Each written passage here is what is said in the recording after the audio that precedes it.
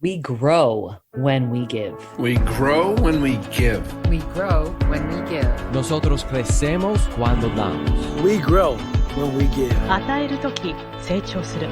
We grow when we give. Welcome to ROG, Return on Generosity. I'm your host, Shannon Cassidy. This podcast celebrates generosity at work, not financial giving valuable time, mutual respect, alternative perspectives, and genuine collaboration. Our special guest today is Joe Fortune, CEO, Mast-Jägermeister US, called MJUS, leading Jägermeister and Teremana Small Batch Tequila brands. Joe joined MJUS in 2016 as CFO before assuming the role of CCO, where he made significant impact on Jägermeister. As an industry veteran holding leadership positions within both Diageo and Disaronno, Joe has a well-rounded experience and powerful command of the spirits business. Joe and I have partnered on a major initiative at MJUS and have a mutual love of growth, generous leadership, and Ireland. What I appreciate most about you, Joe, is your willingness to dig deep on topics, your ambition for excellence, and your witty humor. Welcome to ROG, Joe. Thanks very much, Shannon. Very generous introduction, no pun intended. So, I mean it. I'm really excited to share your thought leadership with our audience. I would love for you to start with a little bit of your background. Yeah, sure. I guess I'm Irish, if the brogue isn't obvious. So started out my career in Ireland for the first sort of decade of my career. Had a marketing background, a marketing degree, business degree, and then I studied accountancy at night. So my first phase of my career was very heavily in finance, accounting, and then commercial finance. And that ran all the way through. I had a little flirt with sales along the way, and then went back to finance and worked in a load of different places. I actually moved around quite a lot. My first role was actually in a hedge fund in New York, which was a pretty unique experience. And then I went back to Ireland and reset and sort of went down a different route. But I worked in the oil industry. I worked in software and IT. And then I found my way into the beverage alcohol industry. I joined Guinness in Dublin. And that sort of kicked off a whole new perspective and a global opportunity to travel. And about 11 years ago, I relocated to the US with Diageo, and then moved around, or as you mentioned, I worked for Disaronno in the US, and then found my way into Jägermeister. And that's been sort of a very big enabler to the next phase of my career. I joined as the CFO, and I was a particularly loud-mouthed CFO. So they said, hey, you need to work in sales for a while. So I got an opportunity to become the chief commercial officer. And then a little over a year ago, I became the CEO of MJUS, which is the proudest moment of my career so far. So that's the speed view of how I bounced from being a finance guy in Ireland to being the CEO of Jaeger in America. So I love that. And it's a great fit for you and an awesome culture fit. So what would be examples of some generous leadership that you have received throughout that awesome career that you've just given us a highlight of? I've been really, really fortunate in that I've worked for some very special people who have taken a positive interest in me and probably pushed me and encouraged me in ways that at the various stages along the way, I probably wouldn't have perceived myself to be in that position. So I think all the way back to one of my early opportunities prior to qualifying as an accountant, I got an opportunity to work for an IT company called Comscope based in Wicklow in Ireland. And the controller there was a guy called Jeff Sullivan, and I worked for Jeff. I did a project for him.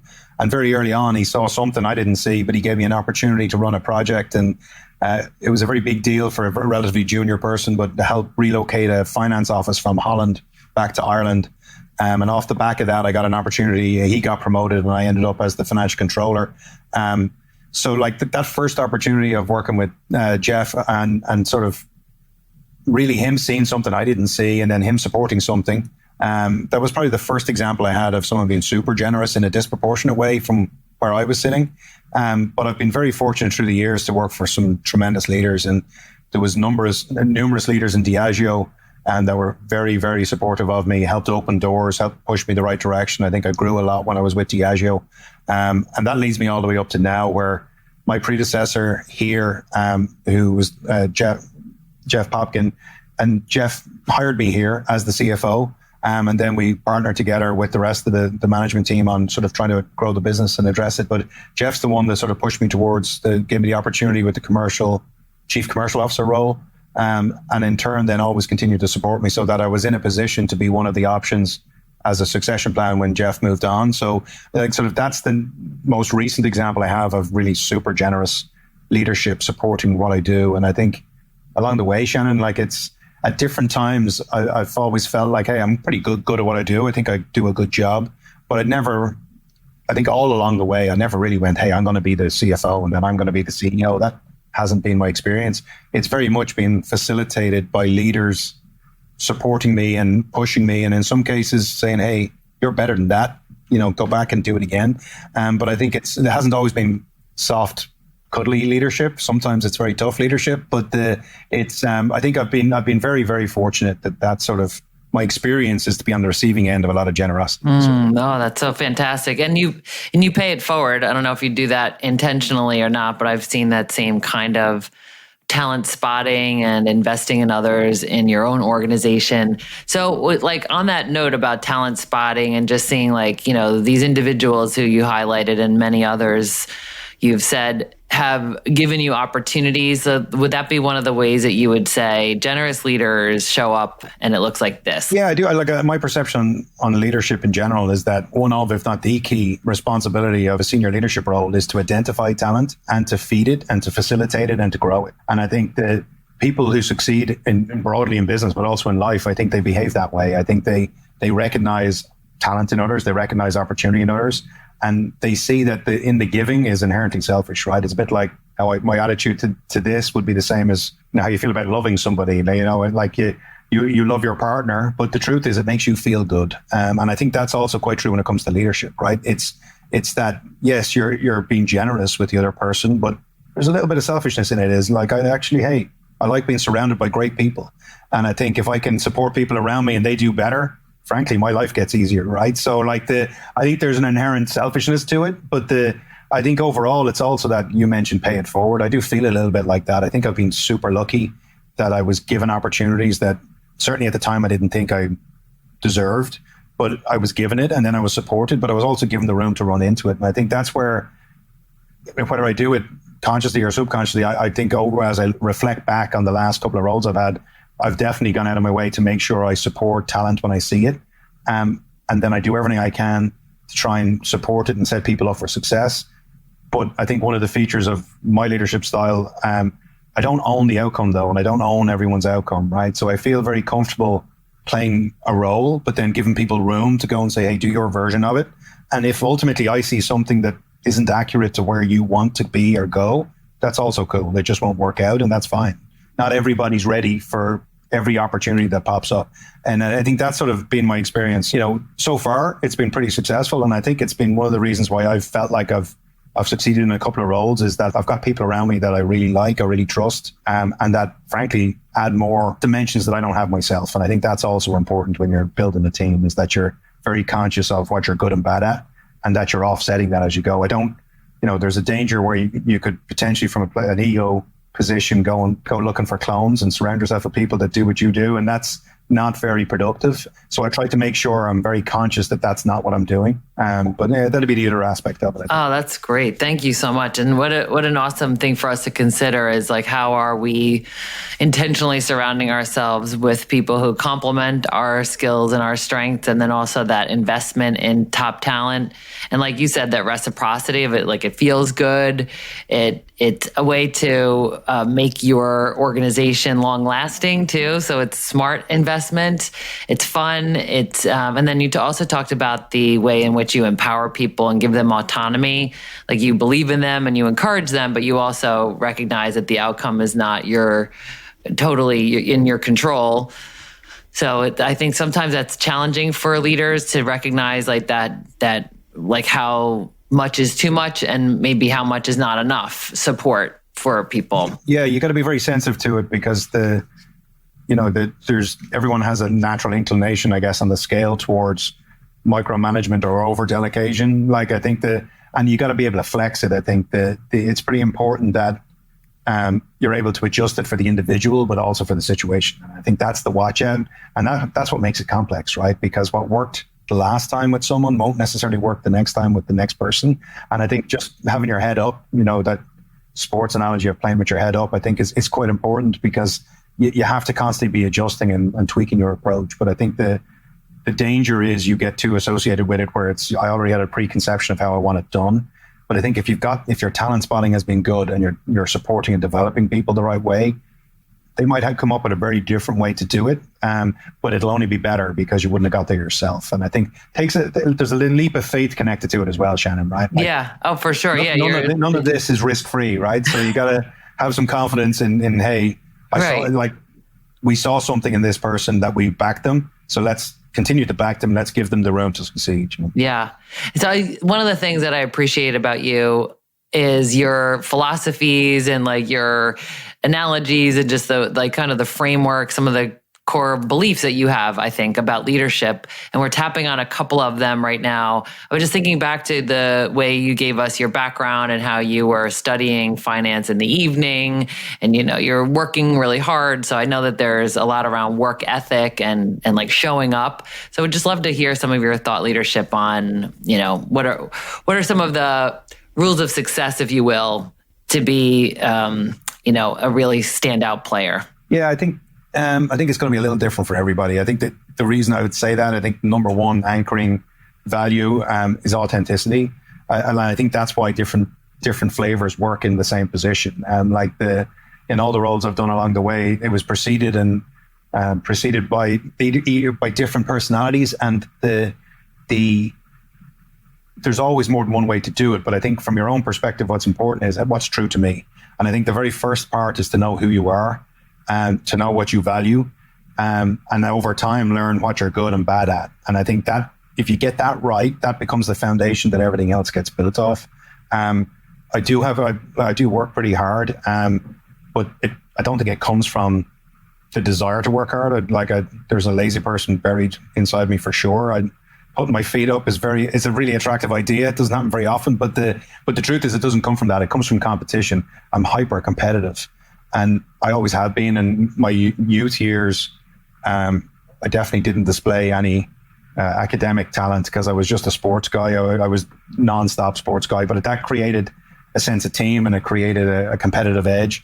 And I think that's what drives my work ethic, is the desire to win. And then that's connected to other values that I aspire to, is I really have to enjoy what I'm doing.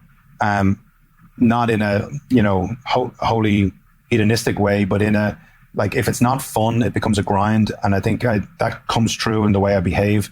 I'm able to make light of nearly any situation. That doesn't mean the situation is not serious.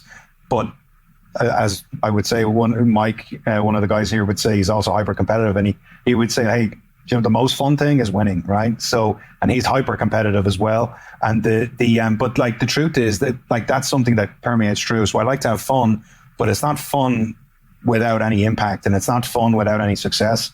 So it's linking that together. So I think that, being aware of who you are, be your true self, be your authentic self, enjoy yourself along the way.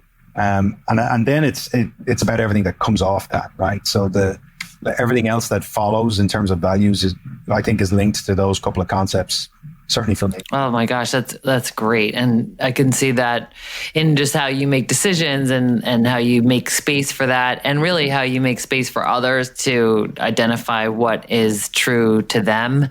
And it's one of your core values. Your 4 main core values is to be bold, to be social, to be masterful, and authentic. So I think that example you just gave speaks to, if not all of them, at least 2 of them, the masterful and authentic. What else could you share with us around the bold, social? Yeah, so those 4 that you just mentioned, they'd be our 4 brand-led values at Mast-Jägermeister. And so the idea is that it anchors us both to how we behave and our how, but also what we're here for. And it links to the brand, the Jägermeister brand in particular. We also have Teremana Tequila, which has a very different vibe to it. But I think the long-standing Mast-Jägermeister culture is inherently linked to those 4 values. And I think the social aspect is pretty easy to understand in the beverage alcohol industry. Is, we're inherently social. We like to be around people. We like to facilitate positive interactions and in-person contact. So I think that's pretty easy to understand. The authenticity we touched on. The boldness is interesting because it's back in the day before we sort of evolved the 4 values, we would have split our culture into Jaeger and Meister, and like the Jägermeister, obviously German for master hunter, but the Jaeger is the irreverent of spirit, right? It's that individualistic side. It's the do things differently. Don't be afraid to stand out on your own. And then the Meister is the perfection in craft. It's the thought that goes in, the standards that go into making the product, which is always surprising to people who are not exposed to it. Like over 350 quality checks and everything that goes into the process of making Jägermeister, which depending on how you've been exposed to it, probably is surprising to people that we go to the lengths we do. But that's about that perfection, but it also is how we operate. So, I want to have fun. Jägermeister is a fun place to work. It's a fun brand. But I also want to win, right? So, and I want to be the best I can be. And we can only have fun, and we're quite casually dressed here. We're quite relaxed. And the principle is largely around, dress in a way that makes you comfortable to be your best. But it's always anchored in being your best. It's always anchored in showing up at the top level. And that then links into that masterful. So the bold and masterful interplay with each other all the time. So that's how we try and create a generosity culture at MJUS, because it then permeates through it, how you interact with others, being true to yourself. Don't be afraid to be a little irreverent and do something a little different, but ultimately be the best you can possibly be. And I think that brings it all together quite quickly. Oh, that's fantastic. I love that. And those are great values. And I've heard everyone internally referring to them. So they make sense. They're simple enough, yet they're also complex and things that you can use to measure fit and how are we going to invest in people's growth here. But I would love for you to just share a little bit more about the masterful part of Jägermeister, because I agree with you. A lot of people who are not as familiar with the liquid itself, the thoughtfulness and the complexity of Jägermeister as a drink. I would just love for you to, just for fun, to share with people how it's made. Sure. Well, obviously 56 is written on our bottle, which is the 56 herbs and spices and the botanicals that are in it. What people don't appreciate with the process is the macerate is made to a secret formula that only 3 people in the world at any one time know, very Coca-Cola-esque. And while we talk about some of the strong key botanicals that are easy to pick out of the liquid, the 56 is not known to, as I said, to anybody outside those 3. So even the fact that we go to those lengths on the core macerate that's in there, and the macerate rests for over a year in German oak barrels, very large German oak barrels in an oak room. It's quite incredible to see. So when you experience Jägermeister the first time, and I had been a long time consumer of it back to my days in Ireland before I joined, I had no idea how it was made, quite frankly, right? I had an appreciation for it, but I had no idea how it was made. The first time you get exposed, it's like a cross between a whiskey distillery and a science lab. So it's got this duality to it that actually runs through the whole business. And I think goes through a little bit what I said a minute ago with the Jaeger and the Meister and the irreverent of spirit and the perfection in craft. Like there's a duality to all of it. And it's the same when it comes to making the product. So people wouldn't appreciate all the time that the macerate sits for a year in an oak barrel. And then the process is finished and, the alcohol through sugar is added and it gets complete. So it's kind of interesting that what's in a bottle of Jägermeister takes well over a year to produce, which is not something I think we get very much credit for. And then we source all the botanicals from all over the world, right? So to a very high standard. And I think that's the other takeaway. It is, to be cliched, an inherently Germanic culture to be very focused on perfection and to have, very particular about how things are done. But it's even more so with our culture in Jägermeister, which is based in Wolfenbüttel in central Germany. So, and it's 5th generation family run. It's always been family run. Like the family that's had this business originally started 145 years ago, before Jägermeister was even thought up, when it was created by Kurt Mast, who was the son of the original founder. So it went from being a vinegar business, and then Jägermeister came to the fore and grew over time. So it's kind of quite an incredible history, quite an incredible standard, but it all feeds back into that concept of Meister and masterful and holding standards. And I think the challenge for us in the business is, from a leadership perspective, how do you bring that to life every day in a way that's authentic for everybody that's here? So everyone connects to it, but that also facilitates the individuality that everybody needs to bring to their job and their role. So, and I think that's the balance that's constantly going on. And that's why it's such a big, one of the four cornerstones that we talk about here. So. Yeah. Oh, thank you for that. I think to your point, it's not commonly known and needs to be more commonly known as an appreciation for it. And just the history and the family owned, which has its own complexities, right? And like, then how do we evolve and continue to be generous, right? I think that there's a generosity thread that is throughout the whole history of Mast-Jägermeister, and now with the inclusion of Teremana and really the open arms inclusion of Teremana Tequila. I want to hear more about like just how do you create that generous culture internally? What are some of the things that you're intentional about, you and your leadership team? Yeah, so I think it comes, honestly, you just mentioned how the history of generosity that's here. I think that's really important because the ownership, we're very much a family-run business, very large family-run business, because like globally, like we do, we've sold last year over 120 million bottles of Jägermeister in 2022. Like it's quite a large business on a global scale. But family-run values are at the center of it. And I think the easy place for everyone to see it was when COVID hit and the level of uncertainty globally was so high. The manner in how we behaved was stand out. We protected roles, we protected salaries, we protected our employees like family. And that often sounds quite trite and like people say it. And in some big companies, it can be hard to make that very real. But it was very genuine here. And I think that's really the base that you build off because it's authentic and it's true to the ultimate owner. Then it permeates down through the local businesses and in the US. And I think that's where you start. I think otherwise, apart from building on that and building on our four values, we've got a couple of key initiatives that we do to try and encourage generosity. We have Global Volunteer Day, which began in 2021 in honor of Anne-Marie Findelmast, who's the daughter of the original founder of Jägermeister.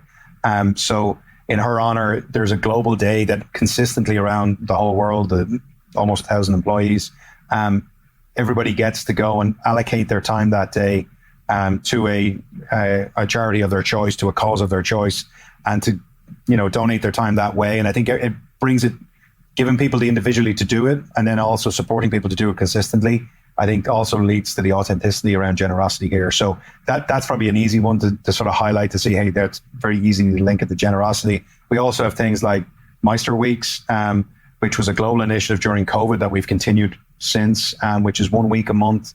Try and make it the same week globally as much as possible. And for that Meister Week, there's seminars, there's cross-functional meetings will be coordinated so that everybody's physically here, as much in-person activity as possible. And then obviously we have happy hours because we wouldn't be Jägermeister if we didn't. So it's sort of like we make it social, but we also make it about being productive, but making that social connection with everybody. And overall, then it's just that general concept of encouraging one-on-one interaction, encouraging in-person interaction as much as possible. So we've had to flex over the years, obviously, like everybody, like the new world we live in with sort of flexible working arrangements and office hours and what have you. But we're still very conscious that a core tenement of our culture is that social connection and that generosity, and try to make sure that we live it every day, I think, is the challenge. But oh, that's beautiful. Thank you. Yeah, I wasn't aware of some of those things. And I think it's so smart to galvanize people around the same day or the same week so that there's like more unification, but also like best practice sharing, because I've seen that within your own teams as well, as having best practice sharing opportunities where people have tried something, it's worked, or they've tried something and it didn't, and they learned from that. And I think that's a good segue to one of your favorite quotes, which is, I either win or I learn. And I would love for you to tell us like what that means to you. Yeah, what it means to me, it's a simple thing. It's that I think it's the competitive edge that I have, right? It's like win or learn, but it's also the fact that we're on a journey and you can't possibly get it right all the time. And like that idea of embracing a culture where it's okay to make mistakes, but that they're not mistakes that are repeated ad nauseum, and they're not mistakes that are made in a vacuum. So it's the idea that you either succeed and we high five each other for doing that together, or you to go and say, that didn't work. Why didn't it work? What can I do differently in the future? And that's just naturally the way you look at it. And it's sort of just worked for me throughout my life. It's not a work thing. It's just a me thing. So, I've screwed up loads of times in many different ways. And one of the things I've always strived to be true is that I learn from them. I don't repeat the mistakes. And career-wise, that's worked out for me because I think anybody can forgive mistakes in any context, even if it's not something that a given culture subscribes to. But repeated mistakes then starts to make you look like you're not that smart, and that maybe you're not that engaged, and maybe don't care an awful lot, right? So I think that's always be the way I look at it. So it's acknowledgement you can't always win, and it's also acknowledgement that there's always a learning opportunity. And I think if you put the two things together, it just sets you up so that you can progress, basically, right? So it's basically foundational for progress. It really is. And I think it's also foundational for high performance teams. And to your point about how fun it is to win, part of how we win is to create a team that we are working well together. And one of the things is to be able to have conflict or healthy debate, and to have that be rooted in being transparent and authentic and vulnerable with each other, which I think includes being wrong sometimes, and either, asking for forgiveness or sharing, here's what I thought was true. Here are the decisions I made. And then here's what I recognize after the fact. So is there a formal way in which you do that, Joe? Is it more organic? No, I think, honestly, I think the first part, I think it's organic more than overly formal, first of all. But it also, it gets credibility over time, right? Because you consistently display it and demonstrate it, and then you back it up all the time. But I think ultimately the first part of it is that this isn't like, don't take it personal. And I think you can only give feedback directly and openly in an environment where people are comfortable that it's constructive. It's not personal. Like, we're not in agreement right now, or I didn't like the way that played out, and I want to talk to you about it. And maybe I've missed something where you were thinking of a certain thing, or you were attempting a certain thing, and I don't appreciate it. So I've got to be open to it instantly coming back and being fed back as I'm giving the feedback. But at the same time, it's not personal, and it's, hey, I'm going to be straight with you, because the alternative to this is I don't share it with you, and in the background I think it, or I'm saying it to someone else in the business, and you're getting undermined, or there's a perception of you that's out there and you're not even aware of it. So I've always run it through the lens of, how do I want to be treated? And actually it also is through the lens of Jeff Popkin, who I mentioned earlier. One of Jeff's things is when it comes to leadership and people's style and hiring people, is would I send one of my children to work for this person? Would I like one of my children to work for this person, or someone you care about if you don't have a child, sort of someone I truly care a lot about? Would I put them in their hands? And I think that's a great lens to put it through. And I think I often try and reflect on, hey, am I interacting with this person the way I would want my son or one of my two daughters to be dealt with? And I think if you can run it through that lens, it grounds it in a little bit of compassion, and it grounds it in making sure, watching out the tone. I can be quite blunt and I can be quite direct. But I do it in a way that I try to make sure it's not personal. And then in turn, afterwards, you prove that, but you're able to have a drink afterwards, right? So we could be a meeting. We have heated debates here frequently. We don't always align. I think something's wrong if everybody's agreeing all the time. But the key at the end is, you debate it, you get to a position, and regardless whether it's your position or someone else's position, that's the decision the group have made. We're going to go forward with it. Now we can go and have a drink at the bar, and we can still talk. We can still have a laugh about what's going on.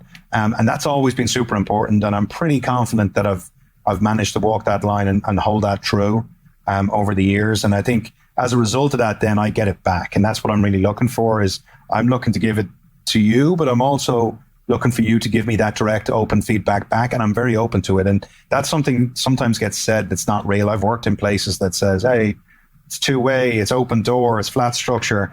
And you give the wrong leader some direct feedback, and they're like, who the hell do you think you are? So it's very important that you walk the talk on this one, right? And it's that concept of walking the talk is also something we've strived quite hard for here at MJUS to be true. So I think it's very important that it's two-way, and it's very open that that's genuine. So, and it brings you back full circle to that authenticity point we made earlier. I think that ultimately is the foundation that you can build everything off, because it facilitates true, honest interactions, but also trust being built. So. Gosh, there's so much in what you just said that I want to ask you more about. But the place that I'm going to go is around, you talked about the ability to have healthy debate and to disagree. And if we're all just bobbleheads and, unanimously agreeing, we know that that's harmonious, that's artificial harmony. It's not real. It can't possibly be real. We can't all see this the same way. That's not how humans work.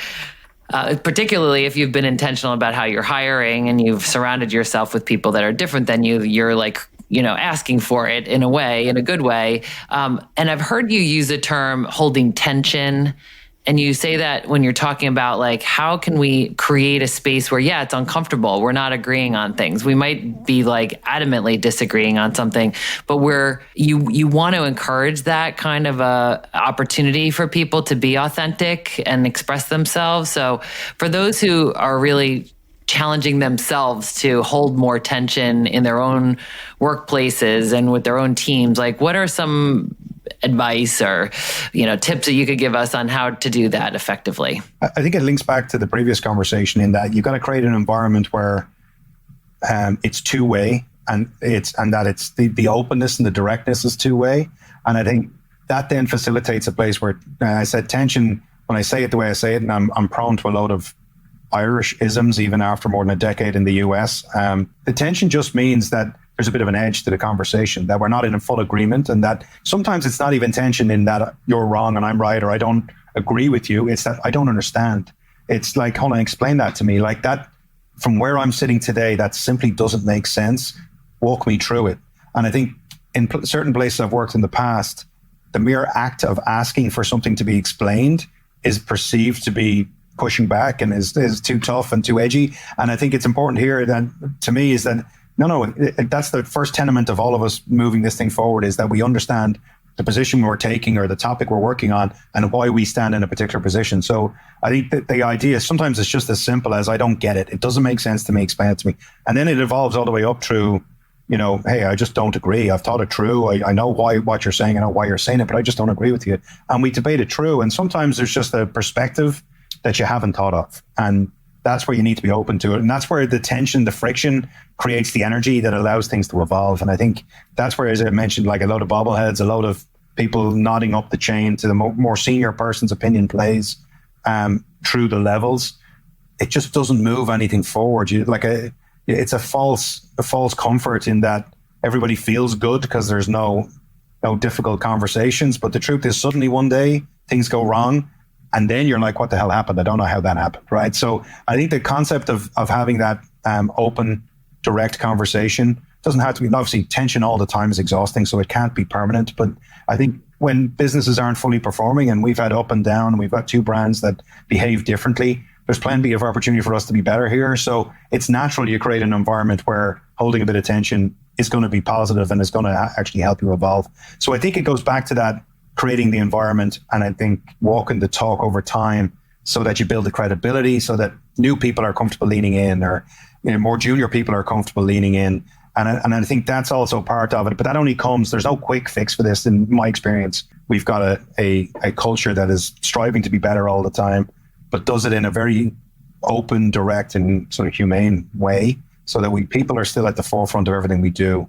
Even if some days on a bad day, it might feel like they're not. It's like that's part of the dance, right? So. Oh, without a doubt. And I mean, you are such a people first culture in the most meaningful ways that. Yeah, you've got a unique perspective on that, right? Because you work with us. So you got to peek under the tent, for want of a better word. So I think honestly, authentic. Your perspective on it, Shannon, is probably more objective than anything I could come up with. Sure. Yeah. And I mean, you really do walk the talk, and even in the most difficult of circumstances, I think you put people first, and that's tremendous.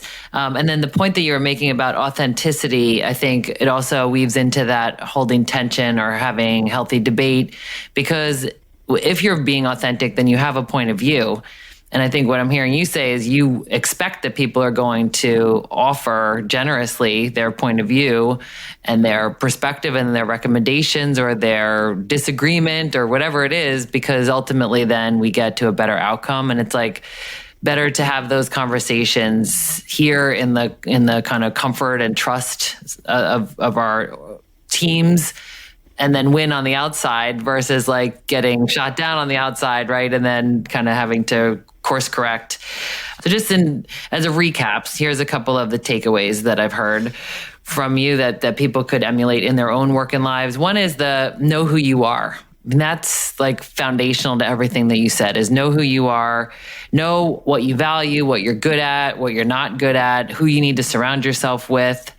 And then be true to yourself. So once you've done that work of figuring it out, be true to yourself. And then how can you create some kind of, volunteer day or something that is special that everybody contributes to, and enable them to do it in a way that makes the most sense to them. Like everybody in your organization gets to choose where they serve their volunteer time, and then not taking it personally. I think that was a good takeaway, is for those who are taking things too personally.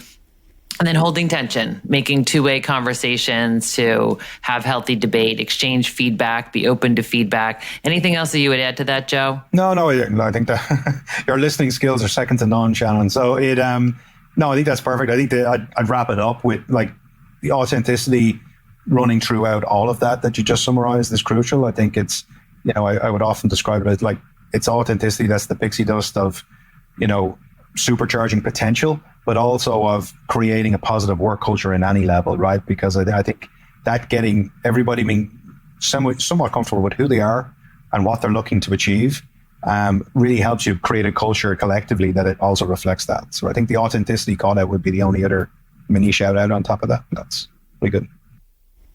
Oh, thank you so much for this, Joe. I appreciate you, you too. And your leadership and your role modeling. And thank you so much, Joe. Thanks as always. Thanks, Shannon. It's a real pleasure. Great to see you. Great to see you too. Thanks for listening to ROG, Return on Generosity podcast. Please help us grow by subscribing and reviewing us on your favorite podcast player. And for more information, visit bridgebetween.com. We grow when we give. 우리는 나누면서 성숙합니다. We grow when we give. On rayonne quand on donne. We grow when we give.